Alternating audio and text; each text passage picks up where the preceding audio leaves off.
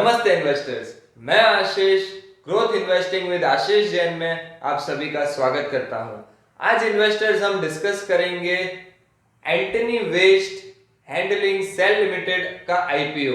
Yes, और कौन है ऐसे एंकर इन्वेस्टर्स जो कि इसके अंदर इन्वेस्ट कर रहे हैं, वो पूरी डिटेल इसी वीडियो में। So let's begin with the IPO. Antony waste handling cell private limited IPO। Let's begin with industry analysis. पूरे विश्व में, पूरे ग्लोबल में, अगर मैं वेस्ट की बात करूं, यानी कि शुद्ध हिंदी भाषा में कचरा जो कि हमारे यहाँ से निकलता है, तो पूरे विश्व में ग्लोबल वेस्ट का जो मार्केट है वो 30 बिलियन टन्स का है इन टर्म्स ऑफ वॉल्यूम, और वही ग्लोबल वेस्ट का मार्केट 23,200 बिलियन का है इन टर्म्स ऑफ रुपीस। सो ये एक बहुत बड़ा मार्केट साइज है पूरे वर्ल्ड का। इसी में अगर मैं इंडिया के मार्केट की पर कैपिटा कंजप्शन, यानी कि इंडिया में रहने वाले पर पर्सन का कितना वेस्ट पर डे निकलता है, उसका एनालिसिस करें तो 2001 में प्रति व्यक्ति पे 300 ग्राम वेस्ट, यानी कि 300 ग्राम कचरा निकलता था अलग अलग रूप से। वो 2001 अब 2019 में 450 ग्राम पर पर्सन हो चुका है, यानी कि ऑलमोस्ट 50% का जंप हमें देखने मिला है ऑलमोस्ट 18 ईयर्स में। सो ये एक बहुत बड़ा इम्प्रूवमेंट है और एक बहुत ज्यादा वेस्ट मार्केट के लिए बड़ी अपॉर्चुनिटी है। इसी के साथ वेस्ट जनरेशन की अगर हम ग्रोथ देखें तो भारत के अंदर जो अलग अलग प्रकार से वेस्ट जनरेट होता है, MSW यानी कि म्युनिसिपल सॉलिड वेस्ट, जो कि घरों से निकलता है, बिजनेस से आता है, अलग अलग अपार्टमेंट से निकलता है, वो 8 से 9% सालाना ग्रो कर रहा है। वहीं अगर मैं IHW देखूं, यानी कि हजार्डस वेस्ट, ऐसे वेस्ट जो कि एक्सप्लोजन है, वो हजार्डस वेस्ट 6.6% के ग्रो कर रहे हैं हर सालाना। वहीं मैं BW देखूं, यानी कि बायोडिग्रेडेबल वेस्ट, जो कि फर्टिलाइजर या कंपोस्ट के रूप में वापस से डिग्रेडेबल हो सकते हैं, उनकी जो ग्रोथ है वो 7% सालाना है। और वही अगर मैं EW देखूं, यानी कि इलेक्ट्रॉनिक ई वेस्ट, ये भारत में सबसे ज्यादा है, अभी 18% से हर साल ई वेस्ट इंक्रीज हो रहा है। सो इस सेक्टर की एक बहुत अच्छी बात यह है कि यहाँ पे ऑलरेडी एक बहुत डिसेंट ग्रोथ सेक्टर के अंदर है। सो कंपनी बट ऑब्वियस है कि सेक्टर से ज्यादा ग्रोथ करेगी। अब कैसे ये वेस्ट मैनेजमेंट सिस्टम काम करता है? सबसे पहले वेस्ट जनरेशन, यानी कि लोगों के घरों में, बिजनेसेस में, रोड्स पे, सब जगह पे वेस्ट क्रिएट होता है। वो वेस्ट को कलेक्शन एंड ट्रांसपोर्टेशन के द्वारा एक डोर से एक हब में पहुंचाया जाता है, जिसको बोलते हैं ट्रांसफर स्टेशन।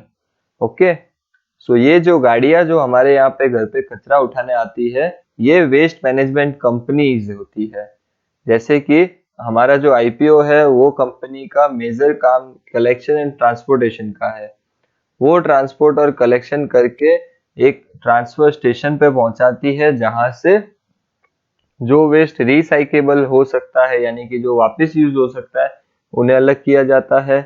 जो ऑर्गेनिक या बायोडिग्रेडेबल है, जिससे हम खाद या कंपोस्ट बना सकते हैं, उसको अलग किया जाता है।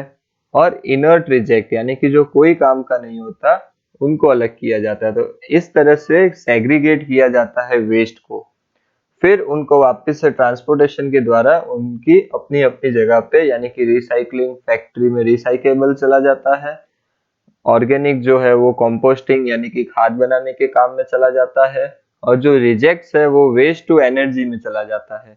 अब वेस्ट टू एनर्जी के बाद, या फिर जितने भी कचरे हैं, वेस्ट है, वो सब यूज होने के बाद लास्ट में जो बचता है उसको लैंडफिल में काम किया जाता है, यानी कि जमीन में जो बड़े बड़े खड्डे हैं उनको भर के उसमें कचरे से उनको भर दिया जाता है। तो इस प्रकार से वेस्ट मैनेजमेंट इंडस्ट्री काम करती है। लेट्स टॉक के मार्केट ग्रोथ। अब ये जो कंपनी है ये ऑपरेट करती है म्युनिसिपल सॉलिड वेस्ट में, यानी कि जो हमारे घरों से कचरा जाता है वैसे प्रकार के सभी वेस्ट मैनेज करने में ये कंपनी ऑपरेट करती है। इंडिया के अंदर इस सेगमेंट का मार्केट 500 बिलियन का है और ये एक्सपेक्ट किया जा रहा है कि हर साल ये ग्रोथ 14% का तो सिर्फ इंडस्ट्री का ग्रोथ रहेगा जिसके अंदर ये कंपनी ऑपरेट कर रही है।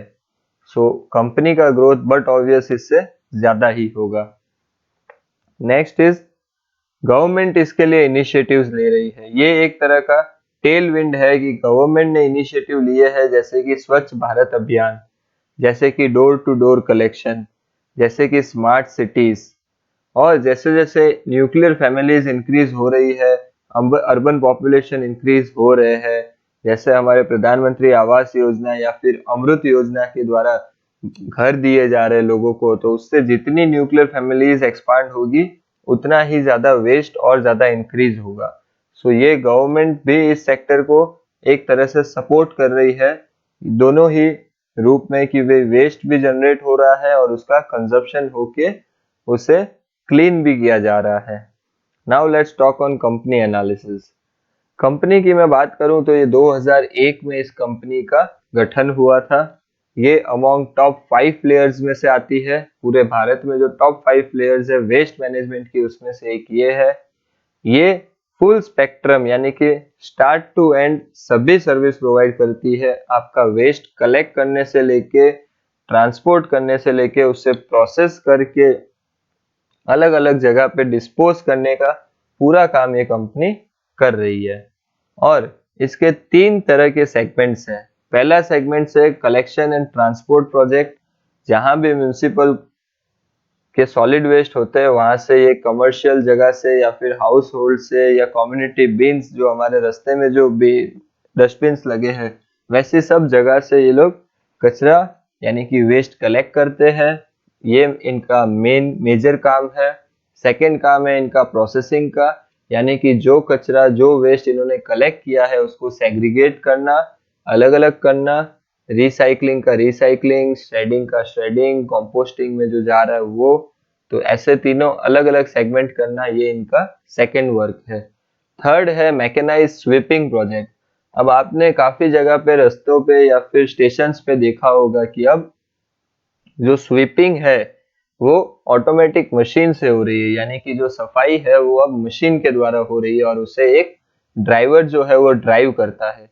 ये जनरली हमने रेलवे स्टेशन पे काफी ज्यादा देखा है। तो ऐसे स्वीपिंग प्रोजेक्ट जितने भी है वो भी ये कंपनी ऑपरेट कर रही है। सो ये 3 सेगमेंट में ये कंपनी वर्क कर रही है। अब इसकी कॉम्पिटिटिव स्ट्रेंथ क्या है, क्यों ये दूसरों से अलग है? क्योंकि ये लीडिंग प्लेयर है एमएसडब्ल्यू सेगमेंट में, यानी कि हमारे यहाँ पे भारत में जितनी भी सिटीज में म्युनिसिपल सॉलिड वेस्ट निकलता है कॉरपोरेशन के द्वारा, वहां पे इनका सबसे ज्यादा काम है और कंसिस्टेंट ट्रैक रिकॉर्ड है। बहुत साल से 2001 से ये कंपनी काम कर रही है, तो इन्होंने काफी प्रोजेक्ट एग्जीक्यूट किए हैं। डाइवर्सिफाई प्रोजेक्ट पोर्टफोलियो है, जैसे कि मैंने आपको बताया कि 3 तरह के अलग अलग काम है, तो सभी काम अलग है और एरिया वाइज इनके पास काफी वास्ट नेटवर्क है जो मैं आपको आगे बताऊंगा। Latest technology tools vehicle equipments use कर रहे हैं, सो दूसरों से ये काफी फास्ट है। एक्सपीरियंस टीम ऑफ प्रमोटर्स को 2001 से ये कंपनी चलाते हुए आज 2019-2020 आ चुका है, तो पूरा 19 इयर्स का एक ही सेक्टर का इनका एक्सपीरियंस है। Now company brief. कंपनी का ब्रीफ यह है कि कंपनी 2001 में स्टार्ट हुई थी। 2001 में इनको पहला प्रोजेक्ट मिला था ग्रेटर नोएडा का, जहां पे इनको वेस्ट कलेक्ट और ट्रांसपोर्ट करना था।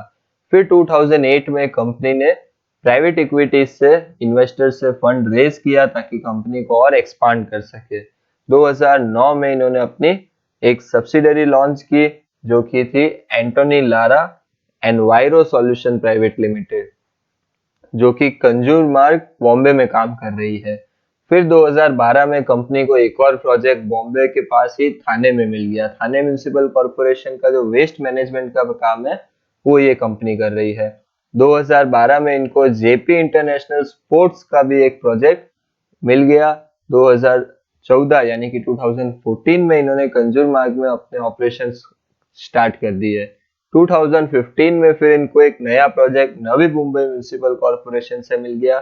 2018 में कंपनी ने वेस्ट टू एनर्जी सेगमेंट में एंट्री ली, जहां पे इन्होंने पिंपरी चिंचवाड़ म्युनिसिपल कॉरपोरेशन के साथ काम स्टार्ट किया और 2019 में इन्होंने ऑपरेशन पिंपरी चिंचवाड़ में स्टार्ट कर दिए। 2019 में इनको नागपुर म्युनिसिपल कॉरपोरेशन का भी काम मिल गया और वहां पे भी इन्होंने 2019 में ही अपना काम स्टार्ट कर दिया। यहाँ पे 2020 में इनको वाराणसी का भी प्रोजेक्ट मिल गया। सो आप देख रहे हो कि इनका जो पोर्टफोलियो है वह काफी ज्यादा डाइवर्सिफाइड है अलग अलग सिटीज के अंदर। सो एक बहुत बड़ा बेनिफिट है ये कंपनी के लिए। करंट प्रोजेक्ट जो कंपनीज के चल रहे हैं उसमें 17 प्रोजेक्ट जो है वो म्युनिसिपल कॉरपोरेशन के चल रहे हैं, अलग अलग सिटीज में कलेक्शन और ट्रांसपोर्ट वेस्ट ले जाना है उसका काम चल रहा है। सेकंड है एमएसडब्ल्यू प्रोसेसिंग, उसके अंदर इनके 2 प्रोजेक्ट चल रहे हैं, यानी कि सॉलिड वेस्ट जो आ रहे हैं उनमें उनको अलग अलग डाइवर्सिफाई करके अलग अलग जगह भेजना, वो इनके 2 प्रोजेक्ट चल रहे हैं। और 4 इनके मैकेनाइज स्वीपिंग के प्रोजेक्ट चल रहे हैं, यानी कि इलेक्ट्रॉनिक रूप से मशीनरी द्वारा साफ सफाई। और अलग अलग प्रोजेक्ट जो इन्होंने अंडरटेक कर रहे हैं उसमें नवी मुंबई है, थाने है, पिंपरी है, मैंगलुरु है, new Okhla industrial development authority Noida से भी इनको मिलने वाला है और ग्रेटर नोएडा से भी इनको प्रोजेक्ट मिलने वाला है। इनका खुद का एक वेस्ट प्रोसेसिंग प्लांट है जो कि मैंने यहाँ मेंशन किया है, जो कंजूरमार्ग साइड पे है। Now let's move on to peers. अगर मैं इनके कॉम्पिटिटर्स की बात करूं तो यहाँ पे इस पूरे सेगमेंट में सिर्फ 3 ही कंपनियां हैं जो कि तीनों काम करती है। ये मैं हमेशा बताता हूँ कि जिस सेगमेंट में जिस सेक्टर में कंपनियां काम कर रही है उसी सेगमेंट में उनको सभी जितने भी बाइफरकेशन है सभी में ऑपरेट करना जरूरी है, ताकि आगे जाके उनको डाइवर्सिफाई करके वो रेवेन्यू का सोर्स बढ़ा सके। तो ये कलेक्शन ट्रांसपोर्टेशन में भी है, ट्रीटमेंट एंड डिस्पोजेबल में भी है और लैंडफिल में भी है। सो एक बहुत अच्छी बात है। Now let's talk on financials. सबसे पहले फाइनेंशियल्स में मैंने एक बहुत अच्छी चीज देखी कि इनके जो एसेट्स है वो कंटिन्यूअसली ग्रो हो रहे हैं। 2018 से 19 में ये एसेट्स 19% से ग्रो हुए हैं। 2020 में वही एसेट्स 19 से बढ़ के सीधा 31% से ग्रो हुआ है। सेम इम्पैक्ट मैंने रेवेन्यू में देखा जो 2019 से 20 में 55% से इंक्रीज हुआ है। और पैट के अंदर मुझे एक जगह पे यही 2018 से 2019 में इनका जो प्रॉफिट आफ्टर टैक्स है यानी कि नेट प्रॉफिट है वो -13% रहा, बट बहुत अच्छी रिकवरी करते हुए इन्होंने 78% का ग्रोथ किया 2019 से 2020 के अंदर। ये था इसके basic financials. Objective of the issue, company क्यों ये आईपीओ लेके आ रही है, उनका एक नया प्रोजेक्ट है जो कि पीसीएमसी वेस्ट मैनेजमेंट का है। वहां पे वो अपने सब्सिडरीज में इन्वेस्ट करना चाह रही है और अपने जो कंसोलिडेट बोरोइंग्स है उनको भी ये यहाँ से पे करना चाह रही है। जो इनकी सब्सिडरी है एजी एनवायरो, वहां पे भी ये डेट को पे करना चाह रहे हैं और जो जनरल कॉर्पोरेट पर्पस है उनको फुलफिल करने के लिए। अब मेन चीज ये है एंकर इन्वेस्टर्स। यहाँ पे जो बड़े इन्वेस्टर्स है उसमें से मेजर एलोकेशन अगर आप देखो तो काफी ज्यादा एसबीआई म्यूचुअल फंड ने इसमें इन्वॉल्वमेंट लिया है और अपने अलग अलग फंड में इस आईपीओ के द्वारा इस स्टॉक को अपने अंदर एलोकेट किया है। सो ये मुझे बहुत पसंद आया। ये एंकर इन्वेस्टमेंट की लिस्ट आप जरूर देखिए, ये आपको अलग एक बहुत ज्यादा कॉन्फिडेंस प्रोवाइड करेगी। सो ये थी आईपीओ की डिटेल्स। अब आईपीओ आज 21 दिसंबर को ओपन हो चुका है, 23 दिसंबर को ये क्लोज होगा। ₹5 पर इक्विटी शेयर की इसकी फेस वैल्यू है। आईपीओ का प्राइस जो है वो ₹313 टू ₹315 रखा गया है। मार्केट लॉट मतलब आप एक बिड मिनिमम 47 शेयर्स की कर सकते हो। बीएससी एनएससी दोनों ही जगह ये लिस्टेड होगा। टोटल इश्यू साइज जो है वो 300 करोड़ का है, जिसमें से फ्रेश इश्यू यानी कि 85 करोड़ रुपीस बिजनेस के अंदर यूज होंगे और बाकी के 215 करोड़ रुपीस का ऑफर फॉर सेल है, यानी एग्जिस्टिंग शेयर होल्डर्स अपना स्टेक सेल करेंगे। आईपीओ जो ओपन होगा 21, क्लोज 23, अलॉटमेंट आपको 29 को मिल जाएगा, और अगर नहीं अलॉट होता है तो 30 दिसंबर को आपको रिफंड हो जाएगा। 31 दिसंबर को आपके अकाउंट में शेयर्स क्रेडिट हो जाएंगे, और न्यू ईयर पे जनवरी 1 को ये आईपीओ लिस्टिंग होगा।